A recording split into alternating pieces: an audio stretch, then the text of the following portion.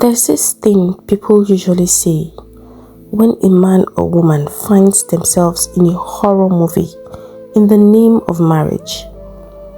They say that the red flags are always there. I used to argue with people that shared that thought. Not until it happened to me. Trust me, the red flags are always there. Sometimes it's not even a flag. It's a whole large signboard painted in the brightest shade of red you ever saw. But we ignore it. Some of us that think we are highly spiritual would ask God for guidance, pray and fast. And when He does try to guide us, we shut the door in His face. He speaks and we suddenly become deaf. I don't blame anyone but myself for what I had to go through. My name is Grace, and it all began in 2016. I had just completed my studies and been posted to Lagos for a 1-year internship with a popular Nigerian bank. For many, Lagos was the city of dreams, a place of hustle, grit, and endless possibilities.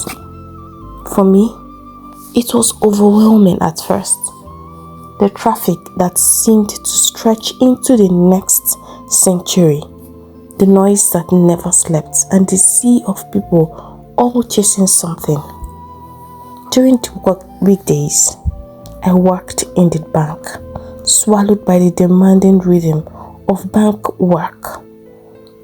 But my weekends, that was my own personal time when my other life began. Every Saturday, I would wake up early, tie my scarf and storm trade fair. I wasn't just going to shop, I was on a mission.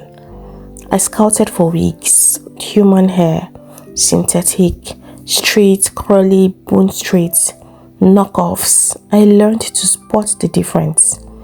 I'll come home, wear them, shoot short playful videos on my phone, take pictures. I started small, uploading on my WhatsApp status, nothing fancy, just me flapping my wigs, saying things like, ladies, see this bone straight though, original human hair, only 15.5, grab it now before it goes, stuff like that, blah blah blah. I didn't have much, no ring light, no tripod, and all of that, but I was consistent. To my surprise, people began to buy. Even some of my colleagues from the bank patronized me. Slowly, the business began to blossom. I saved every naira I could. School was still on my mind, of course. I was determined to further my education. It was around this time that Adora, a close friend from back home, came to Lagos. Her husband was based in the UK and imported used electronics. She came only when a new container landed to supervise offloading in the trade markets of Lagos, Alaba to be precise. Since she rarely stayed long and I was squatting with my older sister, I offered to let her stay with us. My sister agreed. One Saturday morning, she woke me up. Grace, dress up, let's go to Alaba. My husband's container just arrived. I yawned. I was surprised. Do you want me to come and offload container? I teased. I beg, just come and keep me company now, she said, laughing. I obliged. We got there late in the morning. The electronics, television, microwave, sound systems, and all of that were moved into a shop owned by a man named Chima. He was tall, fine, wore a gold wristwatch that gleamed too brightly in the sun. I barely paid him any attention. My mind was already counting big orders I needed to dispatch later that day. After the offloading, we all left the market together. and I thought that that was the end of it. But that evening, Adora was grinning like someone with a juicy secret. Grace, guess what? What? I said suspiciously. Someone is crushing on you, she said in a sing-song voice. Who? She hesitated and confessed. Chima, the shop owner. I gave him your number. I was upset. Why would you do that without asking me? She apologized. She saw I was not happy about it, and she really apologized. But then she persuaded me to give him a chance. Said he was responsible, said I should at least hear him out, and all of that. At that time, I was not ready for a relationship. All I wanted to do was finish my internship and go back to school, build my business. That was all that was on my mind at that time. I really hoped that he would not call. But then, the next day, my phone rang. An unknown number. I picked it up out of habit. Hello, is this Grace? It's Chima. We met at the market yesterday. I knew it was him. His voice was deep, confident. Well, I told him flatly that I wasn't interested in dating, that my focus was on my education. He did not seem discouraged. In fact, he called again the next day, and again and again. He even went back to Adora, who now joined in trying to convince me. Grace, you are too stubborn. This man is responsible. He's based here, owns his own shop, a thriving business. He has money. He's not chasing you for games. He's serious. She pleaded. My spirit doesn't agree with him, I said simply. You and this your spirit. At least meet him once, just talk. Reluctantly, I agreed. When he called to suggest a place, he said, let's meet at the hotel bar near Trade Fair. I blinked. Hotel bar? Why would I meet you there? I don't think that's a good idea. I don't drink, I don't smoke. Is that the best place to talk? He stumbled. And no, I didn't mean anything bad by it though. I just thought it would be quiet. Still, I refused to go. Then fast forward to Valentine's Day. He invited me to Badagry Beach. Said he wanted us to hang out and talk. I declined again. My sister was strict, and I did not like the idea of being out late.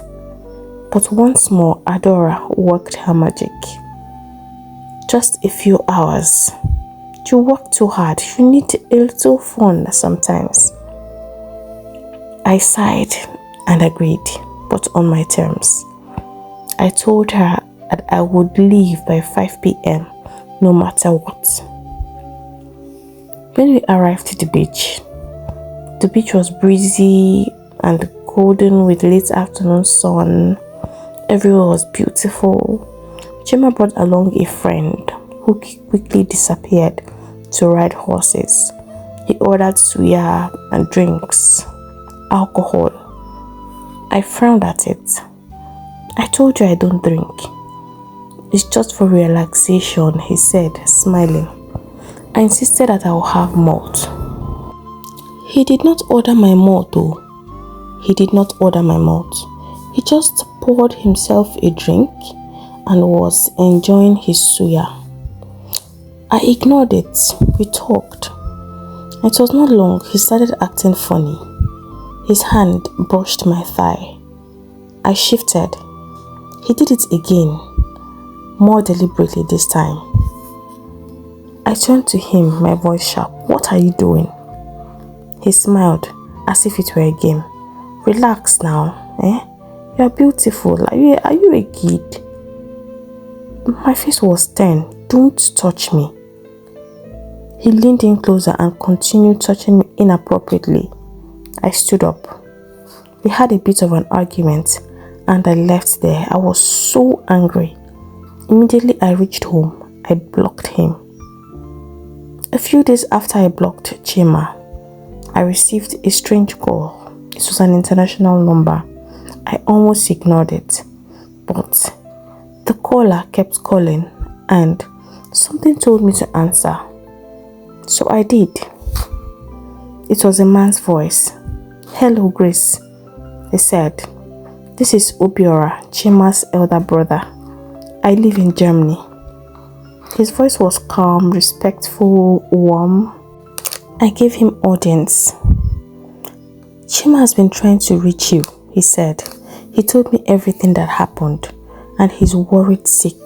Please unblock him. Just hear him out. Everything was a mistake that can easily be sorted out." I hesitated. My silence spoke louder than words. I did not know what to say truly. He continued persuading me. "I know he crossed the line," Obiora continued gently, "but he told me how much he regrets it. Please forgive him. He's never spoken about a woman like this before." Out of some lingering sense of pity or maybe curiosity, I eventually unblocked Chima. Just like that, we began to talk again. And somehow, our conversations returned. It got a bit serious. Time passed. One day, he called sounding very weak. "Grace, I'm sick. Please, could you come cook for me? I haven't eaten real food in days." I resisted at first. Every instinct in me screamed no. But he kept on pleading with me.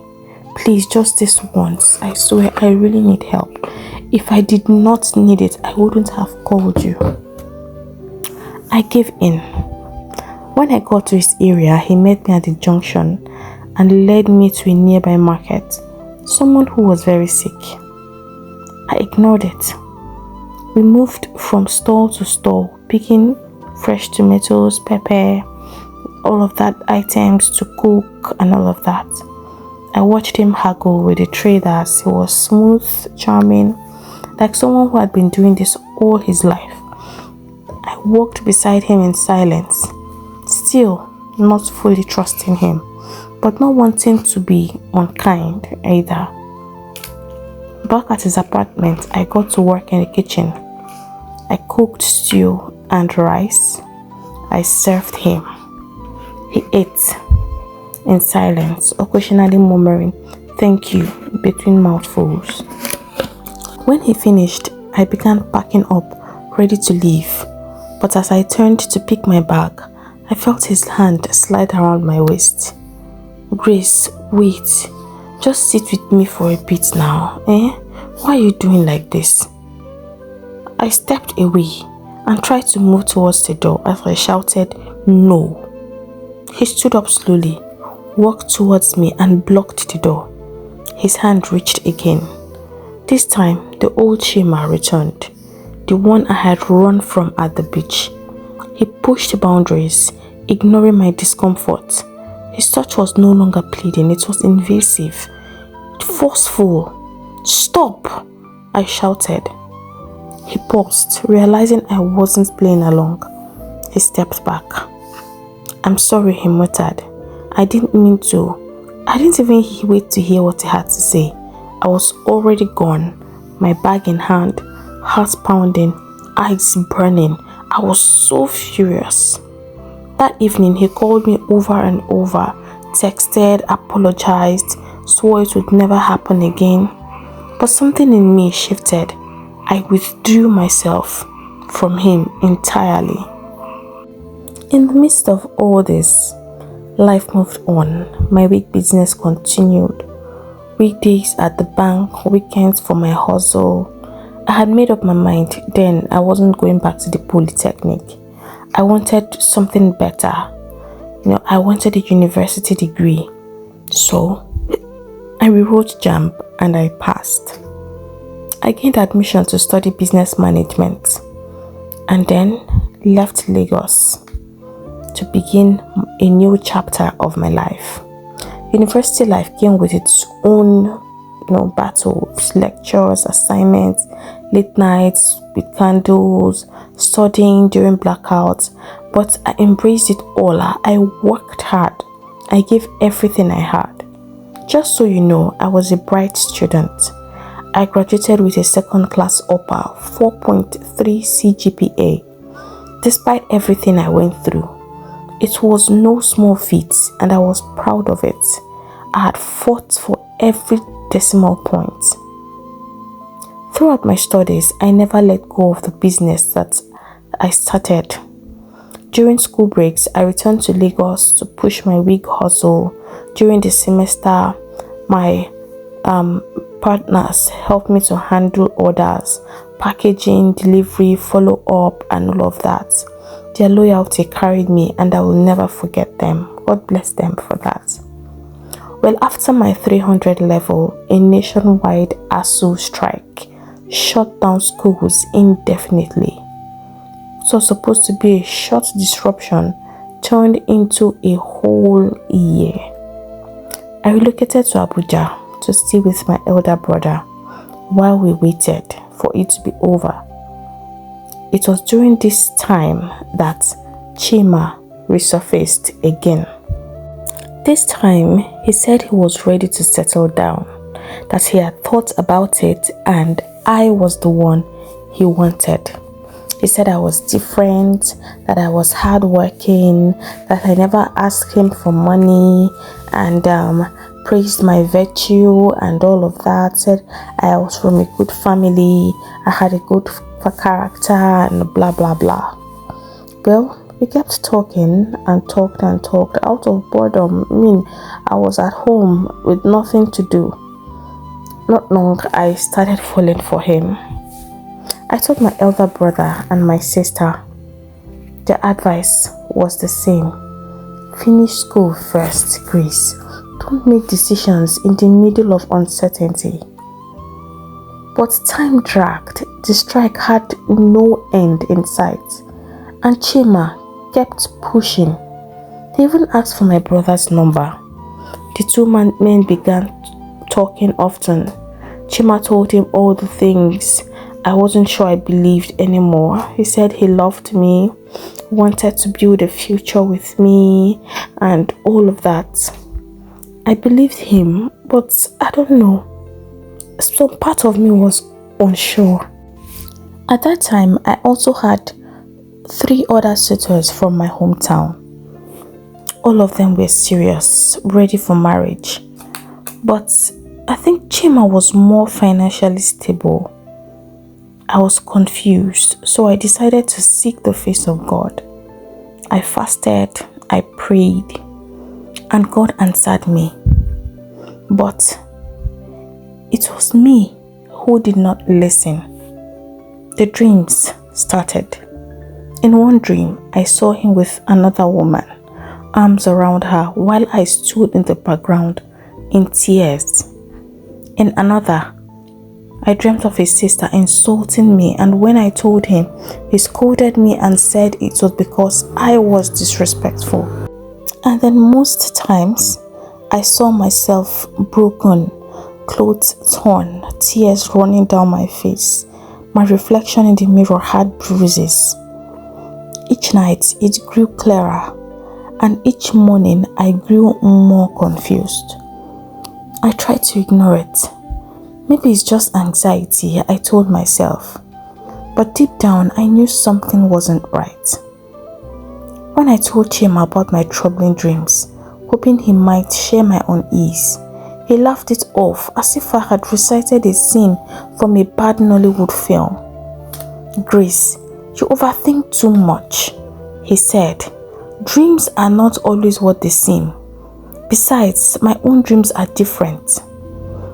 He spoke with excitement, like someone recalling a revelation.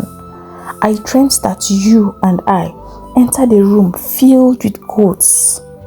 Do you know what that means? I did not respond. My sister, she's a prophetess. You remember her? She interpreted it. She said it means you will have twins, healthy ones. You won't struggle during childbirth. God is already showing us signs. I smiled faintly, but I was not convinced. He was not done. Last week, he continued, I was in the market and this old drunk man stopped me. I was even annoyed at first though, but then he said, you have a woman. She's light-skinned, quiet, respectful. That's your wife. Can you imagine? He described you perfectly, a total stranger. And that's not all. Oh. I took your name to my sister's ministry. They prayed and fasted. And do you know what they said? That we are destined to be together. That you are my wife by divine order. I wanted to believe him. A part of me was still, clinging to him. But with all the spiritual affirmations that I was hearing, I was obliged to agree. My parents did not agree, however. The moment I mentioned that Chima was from Okozo, their faces dropped. In the quiet moment of our living room, my mother shook her head and whispered, that town is known for strange things. My father did not hide his disapproval. Grace, are you sure about this? You want to marry from that place? That place has a name and it's not a good one. Daddy, please. Not everyone from there is bad. I pleaded. He looked me straight in the eye and said, sometimes a name carries weight. You may not see it now, but you will live with it in the end. Chima on his own part kept persuading me and my elder brother. My elder brother kept trying to soften my father, asking him to consider my own happiness. Finally, after 6 months, my father said to my brother that if I called him again and told him that I was ready to marry Chima, he would bless the union. I spent that whole night staring at the ceiling. I prayed. But the thought of marriage was exciting to me, so I made up my mind that I was going to marry Chima. The next day, I called my father, told him I was ready. He was quiet for a moment, then he sighed. There's no problem. Tell him to send someone for the marriage rights list. Chima could not come himself because of the distance and business or something, he said. He sent his younger brother to my father's house in Oka to collect the list. At the time, I was still in Abuja with my brother. By June 2020, the traditional marriage was fixed. The planning began. But Chima, being who he was, had his expectations. He said that I would be the one to take care of my own hair, makeup and cake, since I was making money from my wig business. I did not argue. I just nodded, wrote it down in my planner. Thank God I was not broke. When it was time to buy the traditional clothes and accessories for myself and my mother, I suggested doing the shopping myself.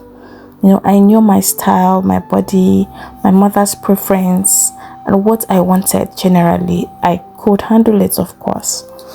But Chima was firm. No, he said. You will travel to Onitsha and stay with my mother. My sister will take you to the markets.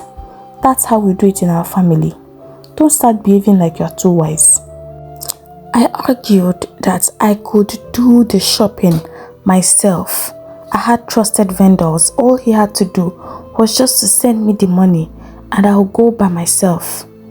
He flared up, said I was too stubborn for his liking, that I was already disobeying him and we had not even started. He doesn't want issues with his family because of me and all of that. I was shocked. It was the first time he shouted like that about something so small. I should have read the signal then, but no, I swallowed it. Okay, I'll go, I said quietly. I traveled to Onitsha from Abuja and stayed with his mother, a stern woman who watched me like a hawk. The next morning, his sister took me to the market. I picked out vibrant materials, wine and gold with delicate embroidery. I knew what I liked. I knew what would make my mother smile. But his sister frowned. No. These are too shouty. You need to tone it down. You're not going for a carnival and they are too expensive.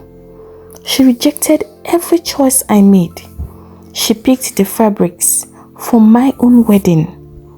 I blinked back tears. I felt small, like a mannequin being dressed for a role I hadn't agreed to play.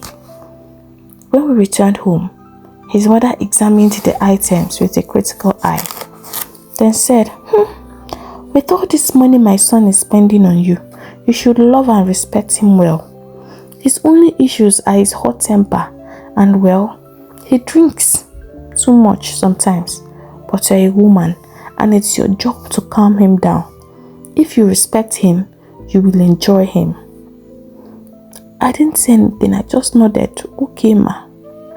But in my heart, a cold breeze passed through me. When I got home to Oka, I handed my mother the wrapper picked by his sister. She held the material up, examined it silently, then folded it back with a tight smile. She did not speak, but I could tell she wasn't pleased. By then, the strike had ended, and I returned to school to complete my final year. I threw myself back into my books and my business, determined not to lose focus.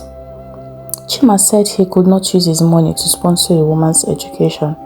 So my elder brother, who had always supported me, paid my school fees and rent, as usual.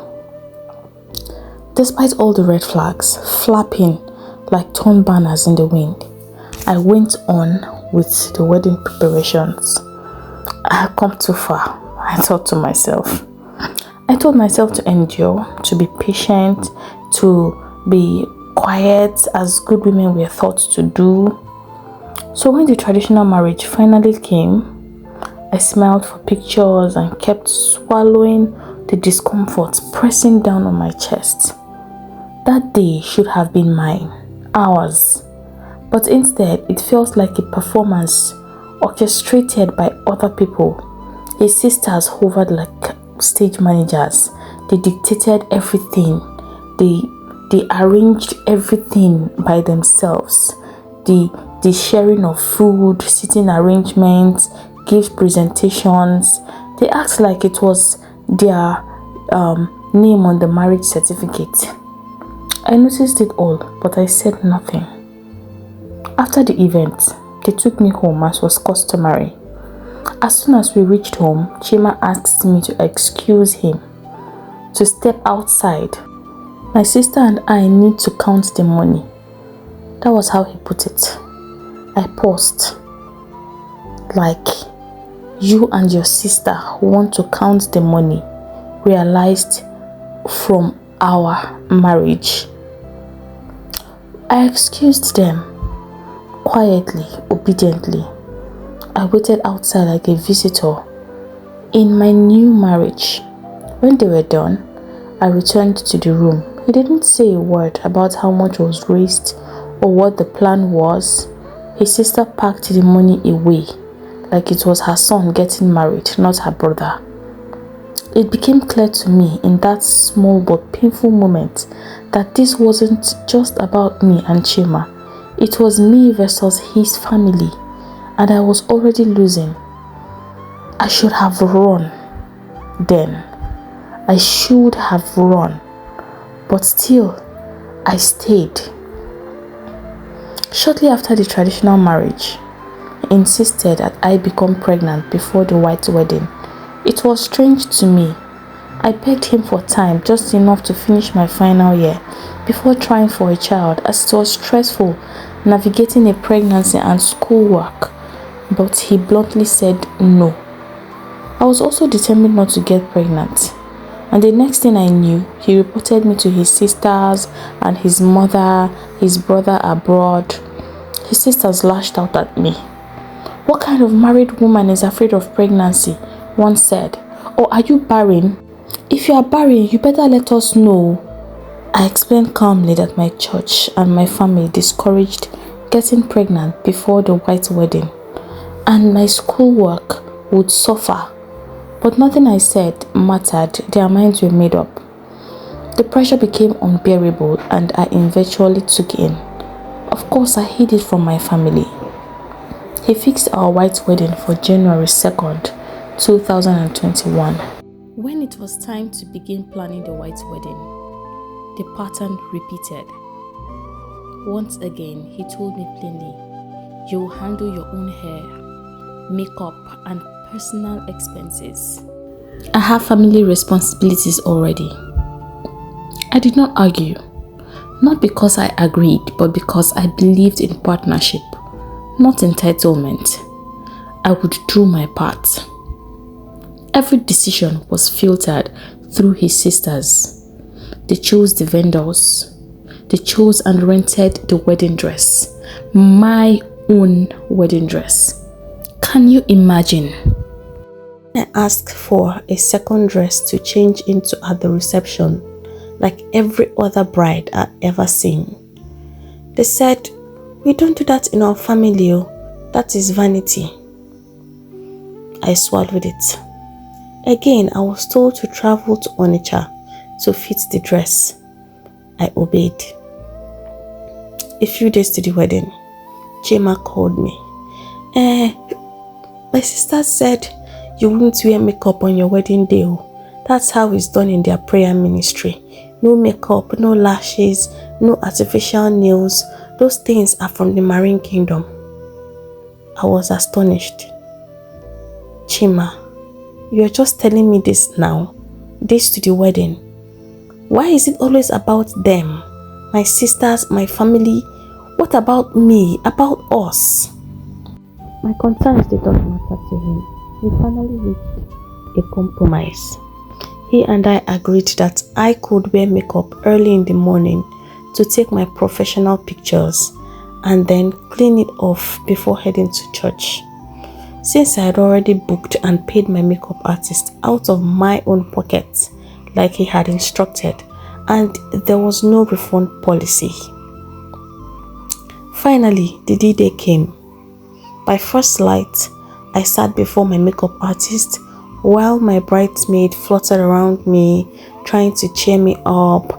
I smiled for the camera, held my bouquet close, and posed in the lights pouring through the window. We took dozens of photos, me with my bridesmaids and my elder sister.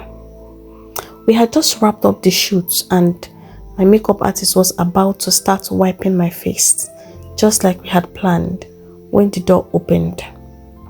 Two women stepped in, one of Chima's sisters and her friend. They froze at the sight of me. I saw the expression on their faces shift, like they had caught me committing a crime. Without a word, they both walked out. Moments later, one of Chima's male friends came into the room, handed me a phone, and said simply, "He wants to talk to you." My hands were covered in makeup remover and all of that. I couldn't hold the phone to my ear, so I made the terrible mistake of putting the phone on speaker. His voice exploded through the room like thunder. "You are very stupid. You want to destroy my family. You are wicked. You want to cause a rift between me and my sisters." Like he was just shouting and saying things. The room went still. My bridesmaids froze. My elder sister gasped. My makeup artist stepped back, unsure of what to do. I sat there helpless as curses rained down on me on my wedding day from my husband. I couldn't speak. I couldn't explain. He never gave me a chance. I broke down crying. Tears flowed from my face. deep choking sobs that came from being publicly humiliated right there in the very dress I was to wear to say I do. I felt so small. My friends consoled me. My sister asked me if I was sure I could go on with the wedding. Truly, I wanted to run. But when I remembered the life growing inside me, I calmed down. I composed myself and stepped into the car that came to take me to the church. At the altar, I tried to smile. My hands trembled. The priest must have noticed because he kept giving me a look that said, "Are you sure you want to do this?" I went ahead. I signed the marriage certificate. After the wedding, just as it had happened at the traditional ceremony, he asked me to step out of the room so that he and his sister could once again count the money we received. Our wedding money. Later, he told me his plan to use the money to buy a piece of land across from their family house in the village. I did not argue with him, but the worst part came. He bought the land and told me that he had given the documents to his elder sister for safekeeping. I was shocked. Like, why? I asked him. That's how it works in our family. The eldest brother keeps the documents, or else one of the sisters is to keep it, was his response. I swallowed hard. What about your wife, your partner? I said in my mind, but again I said nothing. And so the marriage began the same way it had been built, without me. Shortly after, Chima gave me some foodstuff and I returned to school. I had left all my wedding gifts behind in his family's house. The excitement others felt, post-wedding, the unboxing, joy, the nesting, I never got to feel it. I went back to school carrying a child and 100 burdens. That final semester was brutal. My body was no longer mine. I was sick, dizzy, weak. The pregnancy pulled at my energy like an endless drain pipe, but I couldn't afford to miss class. I did not want to miss not even one test, one lecture. My CGPA was all I had left. That was still mine and I wouldn't let it go. I registered for antenatal care at a hospital near campus. I didn't miss appointments. I skipped meals sometimes just to be early for class. I smiled during presentations with my stomach doing somersaults. I read textbooks through morning sickness. I studied for finals while rubbing my swollen feet and whispering prayers to the child inside me. It was hell, but I kept going because I refused to fail. If I ever write a book about survival, one name must glow on the dedication page. A full blessing. She was indeed a blessing. From our very first day as awkward 100-level girls, wide-eyed and hopeful, Blessing became my sister in every sense but blood. During those months when pregnancy dulled my bones and pressure threatened to crush my lungs, Blessing became my breath. She shared her carefully jotted notes with me, gave me leaked past questions, met with lecturers on my behalf, and always checked in with soft, firm, "You are not alone." God bless her. God bless her real good for me. At 30 weeks, Chima called one day. "You need to go to stay with my mother in Onitsha," he said flatly. "My sister will take you to register at the hospital where she gave birth. That's where you will deliver." Just like that. No, how are you feeling? No, are you safe to travel? No, is your school schedule clear? Nothing. I told him anyways. My seminar defense is next week. We have back-to-back texts. Exams are near. Please let me finish first. He did not listen. He shouted and raged. Again, he roared over the phone like I was some house girl disobeying my master.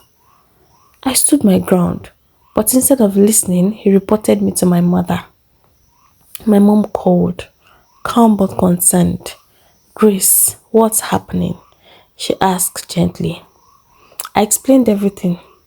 School, the risk of traveling with my condition. She sighed. Don't worry, I'll speak to him. She called him, pleaded, explained, but Chima remained ironclad. She must go. And so I obeyed. 8 months pregnant, exhausted, I boarded a bus from Umuahia to Onitsha. Blessing promised to help me with notes, like send me notes and help me with anything I missed while I was away. So I left. When I arrived in Onitsha, I stayed at his mother's house, but peace did not meet me there. I was swept into the current of their fake spiritual traditions. Every Monday, without fail, they insisted I follow them to their ministry's prayer ground. It was a long keke ride, and I was heavily pregnant, but I went anyways. I needed God too. I would wake up at night to study. I couldn't afford to slack in school, not after everything. I still had my goals, but while I studied, I was also expected to cook, go to the market, do chores. One night, his mother noticed I was falling asleep standing. You've not been sleeping well, she said, worried. She called him to share her concern. Do you know what his response was? She's a strong woman, she will cope. I nearly laughed. Strong doesn't mean unbreakable. Then came the Monday I just couldn't go. My body begged for rest. I was burning out. I stayed in bed. But they called him again and he rang me immediately. He didn't ask how I felt. He just said, a revelation came. A spiritual rope is tied around your waist. It's stopping the baby from coming. You must go to church. Exhausted, aching, desperate to avoid another argument, I dragged myself out of bed. We went. Halfway into the service, a sharp pain gripped my lower abdomen. I gasped, shifted in my seat. I tried to breathe through it. Then another. I couldn't continue. I stood up and stepped outside. My breath was shallow, my body trembling. A woman noticed my discomfort. Nne, are you okay? She asked. I told her how I felt. She took one look at me and said, these are signs of labor. A flurry of activity followed. They contacted Chima. He arranged a keke. My mom, who was teaching a class at that time, got a frantic call. She dropped everything she was doing and rushed to the hospital. His mother and sister, they were nowhere to be found. I sat in the hospital hallway alone, clutching my stomach, waiting for my mother until she arrived. The labor lasted 3 days. 3 agonizing days. My mom never left my side. She massaged my back, whispered prayers over my belly, sang softly while I wept into the hospital pillow. On the 3rd day, the midwife gave the final warning. She said, if this baby doesn't come out by evening, we will have to take her in for surgery. My mother knelt in the hospital room crying and begging God, Lord, let my daughter live. Let her child live, please. At last, God heard. The child came. My mother stayed with me through the first difficult days. She cared for me and the baby, encouraged me, but eventually she had to go home and prepare properly for Omogo. I begged my husband to let me go with my mother since he was not around, but he refused. He said I would go to their village house where his family and friends were waiting to welcome me. Note that in all the days I was at the hospital, not one of his family showed up. So, in a few days later, his brother picked us up from the hospital, cleared the hospital bill, and drove us home to the village. As soon as I was fit to travel, Chima came from Lagos to see the baby. He took the opportunity to drive me and the baby with my mother back to school. My mother insisted on going with me. She said I still needed care, and truly, I did. It was the first time my husband saw where I lived in school. However, he did not stay for long. He left that same day as soon as we offloaded. I threw myself again into schoolwork immediately. My mother stayed back to care for the baby while I searched for quiet corners on campus to study. I was determined not to let anything and everything I'd fought for slip through my fingers. Even though I barely slept at night, rocked a crying baby, and the weight of the responsibility, I forced myself awake in the morning, revised notes, practiced tests, passed questions. I was good at cramming, so I used the garbage in, garbage out technique, stuffing facts into my head, praying they would stay long enough for the exam halls. My mom warned me that I was pushing too hard. "You are not lactating well, Grace," she said. "It's the stress, the poor feeding, the pressure. It's affecting your baby." She was right. The baby cried often, unsatisfied, hungry. So I started supplementing with SMA Gold formula. At first, Chima supported me financially, but then it did not last. One day he called and said, "You are feeding this baby too much. You don't want to breastfeed because you don't want your breast to sag. You still want to look like a single girl." I was stunned. "I'm not eating well, Chima. I barely rest. That's why I'm not producing enough milk." He did not believe me.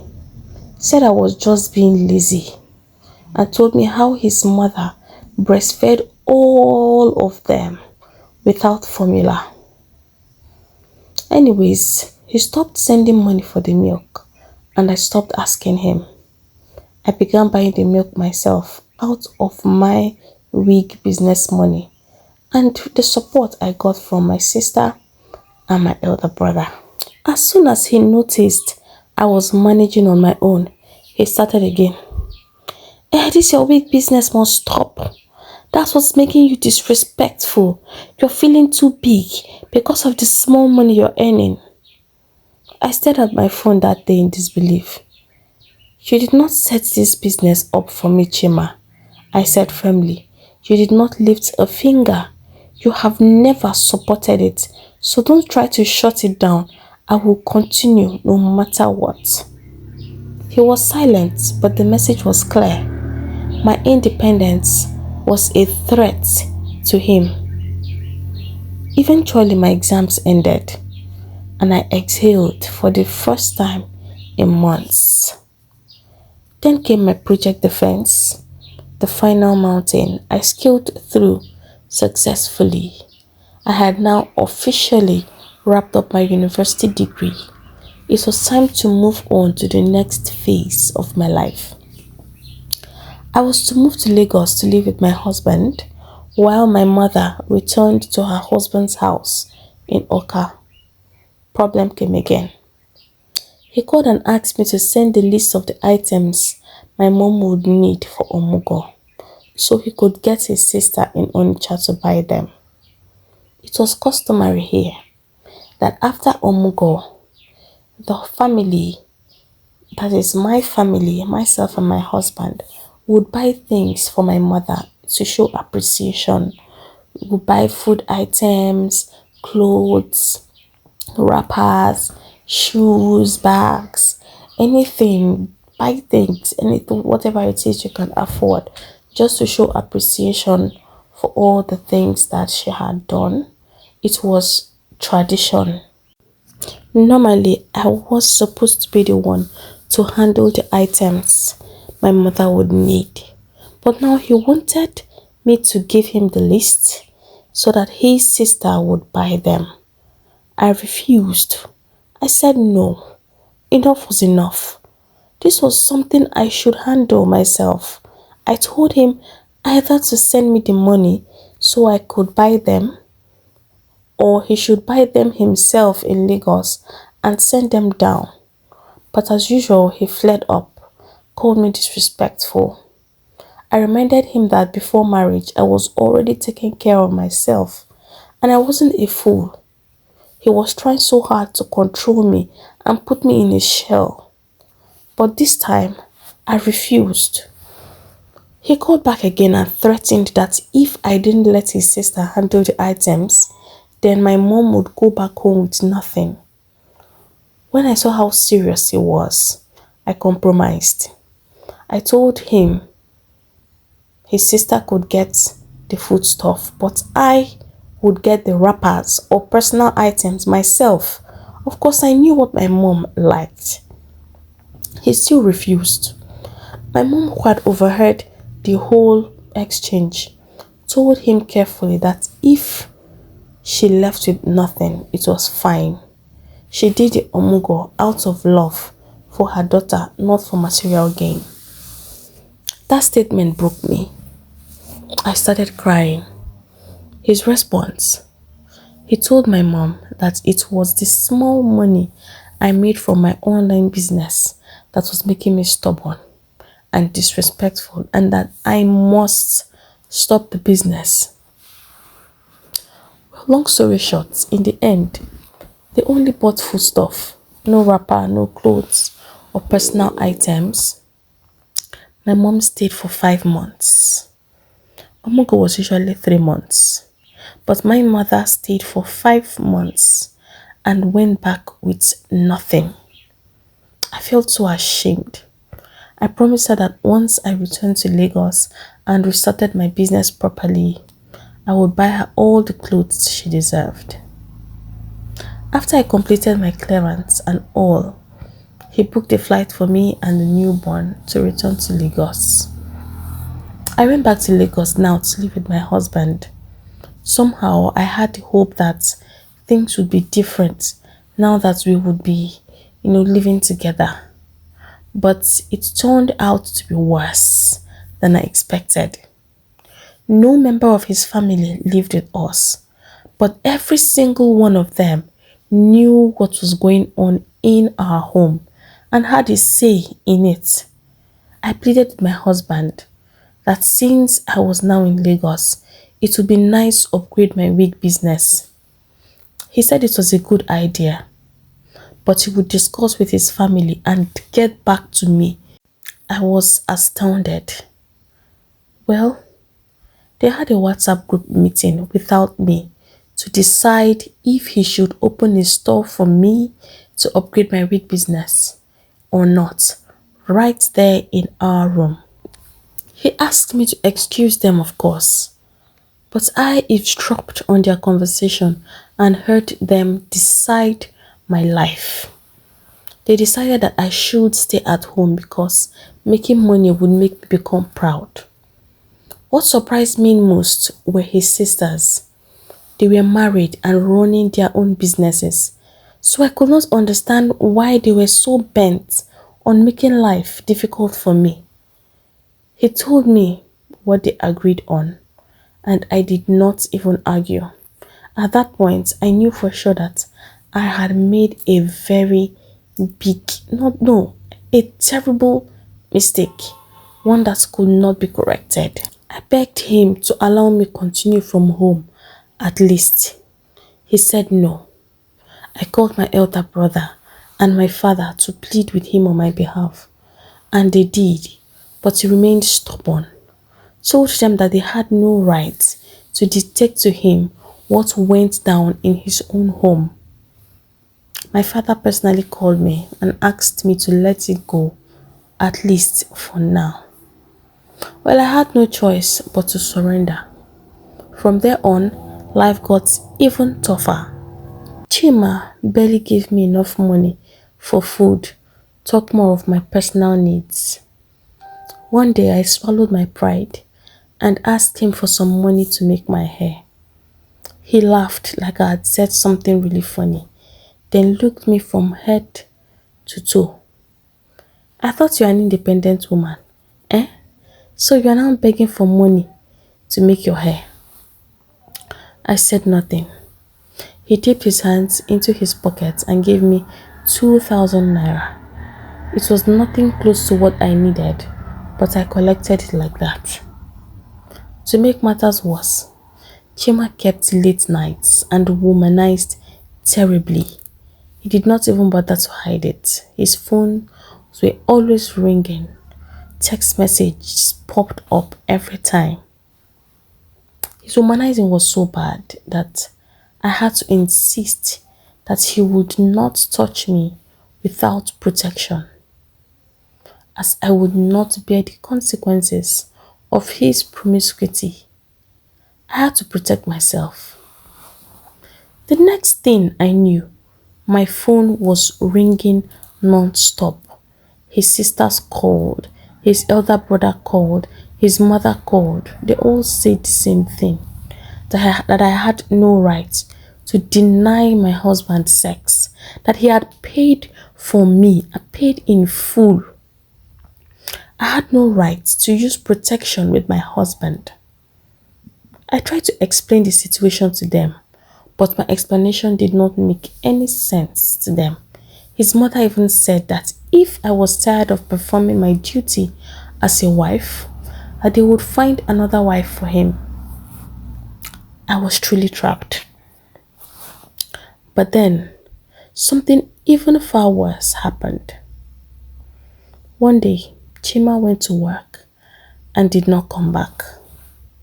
It happened that he had been involved in a ghastly motor accident that took his life on the spot. A container truck had fallen on his car and squashed him. When the news came, I had no idea how to feel. In fact, I was empty.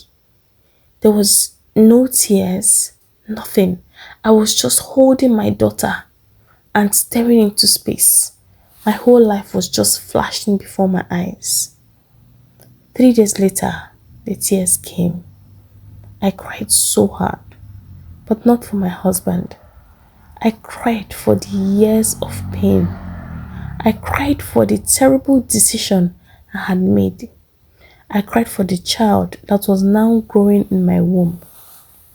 Yes, I was pregnant again, but it was still early. No one knew yet. Then his family came with another trouble. They accused me of killing Chima, said the prophetess in their prayer ministry had revealed to them that I, Grace, was responsible for my husband's death. I cried and pleaded with my innocence, but they all turned deaf ears. The next thing I knew, they had packed my things and thrown me out of my husband's house. I was powerless. Even if I wanted to fight back, how could I? I had access to not one of his documents. His older brother was his next of kin. Even land documents were in his family's possession. I had nothing except my clothes and my daughter. They did not bother with her. She was a girl after all. She did not matter, and I was grateful for that at least. I had no money on me, so even when I was thrown out with my daughter, I had no idea what to do. I called my family, and my brother started putting calls through immediately. A few hours later, a friend of his who lived in Lagos called me and asked for my address. I sent it to him, and then a few hours later he showed up and took us to his place. My brother flew in from Abuja the next day and took us home to my father's house in Oka. That was the most trying period of my life, and I thank God for the gift of my family. I had no idea what I would have done without them. My life now looked like one of the Nollywood movies I used to watch back in the days. Chima's family planned his burial and buried him without my knowledge. It occurred to me then that they had cut me off completely. My family did not fight back. They were now more focused on helping me heal. I told my mother I was pregnant and they were happy for me. They pampered me, made sure I lacked nothing. Gradually, I started to get myself back, even though I still cried some nights. Chima's family, they did not for one day reach out to me or care about Chima's daughter. But they had their eyes on us and knew I was pregnant because as soon as I was delivered of my baby boy and was discharged from the hospital, Chima's mother called. Grace, how are you? Congratulations, I had to give birth to a baby boy.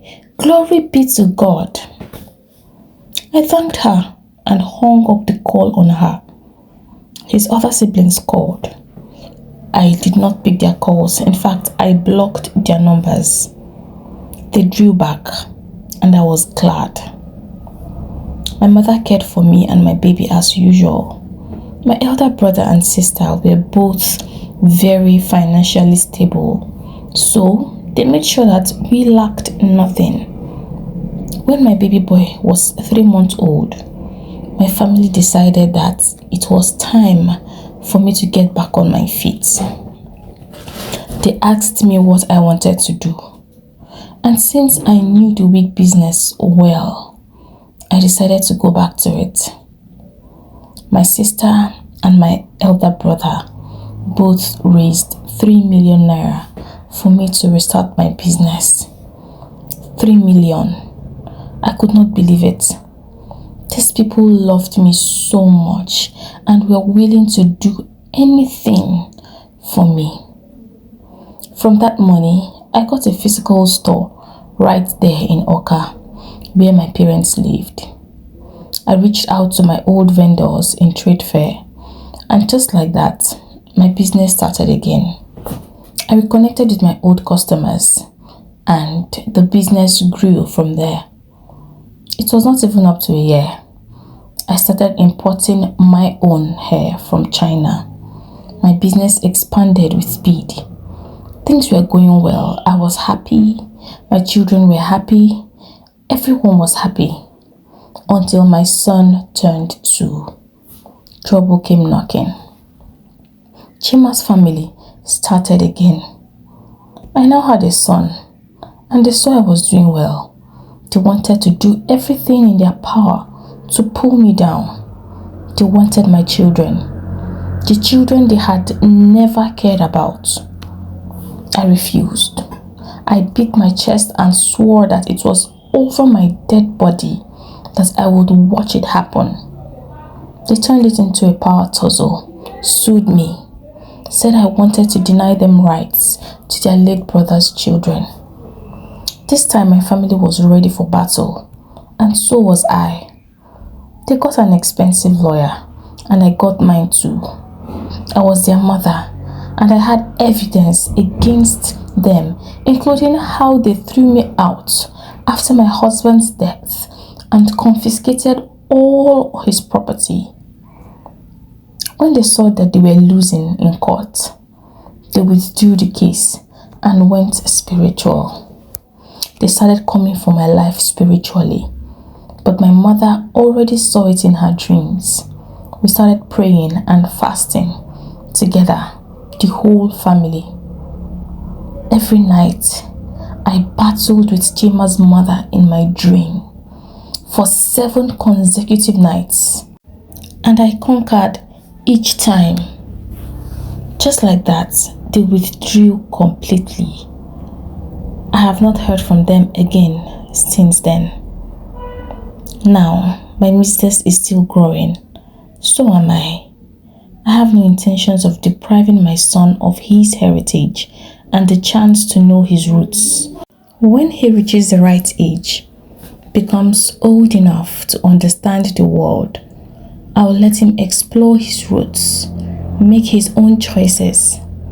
But till then, I will protect my chicks like the mother hen. I still get admirers, people that claim that they want to marry me, but I'm not going down that lane anytime soon. For now, all I want to do is to get my life back, build my brand, raise my children right, and just be happy. Thank you for listening to this story. If you are new here, welcome to our community. I hope you enjoyed listening to this story as much as I enjoyed creating it. If you have not done so already, please hit the subscribe button, and to support the growth of our community, give this video a big thumbs up. If you know someone who would enjoy a story like this, do not hesitate to share. Don't forget to leave a comment down below. Remember, like, share, drop a comment and subscribe. I'll take my leave now, but I hope to see you in my next video. Bye.